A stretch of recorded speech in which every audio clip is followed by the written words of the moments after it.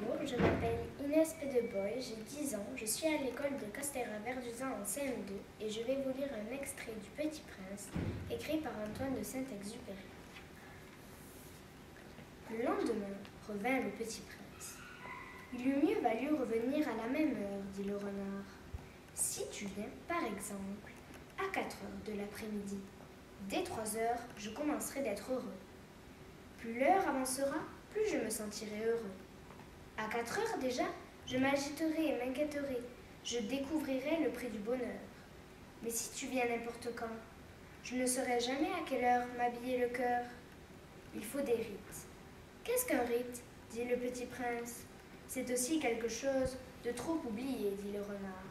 C'est ce qui fait qu'un jour est différent des autres jours, une heure des autres heures. Il y a un rite, par exemple, chez mes chasseurs. Ils dansent le jeudi avec les filles du village. Alors le jeudi est jour merveilleux. Je vais me promener jusqu'à la vigne. Si les chasseurs dansaient n'importe quand, les jours se ressembleraient tous et je n'aurais point de vacances. Ainsi, le Petit Prince apprivoisa le renard. Et quand l'heure du départ fut proche, « Ah, dit le renard, je pleurerai. »« C'est ta faute, dit le Petit Prince. Je ne te souhaitais point de mal, mais tu as voulu que je t'apprivoise. »« Bien sûr, dit le renard.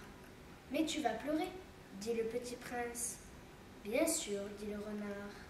Alors, tu n'y gagnes rien. »« J'y gagne, dit le renard, à cause de la couleur du blé. » Puis il ajouta, « Va revoir les roses, tu comprendras que la tienne est unique au monde.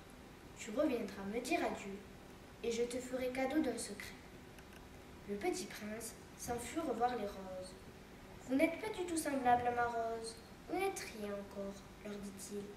Personne ne vous a apprivoisé, et vous n'avez apprivoisé personne. Vous êtes comme était mon renard. Ce n'était qu'un renard, semblable à 100 000 autres. Mais j'en ai fait mon ami, et il est maintenant unique au monde. » Et les roses étaient bien gênées. « Vous êtes belle, mais vous êtes vide, leur dit-il encore.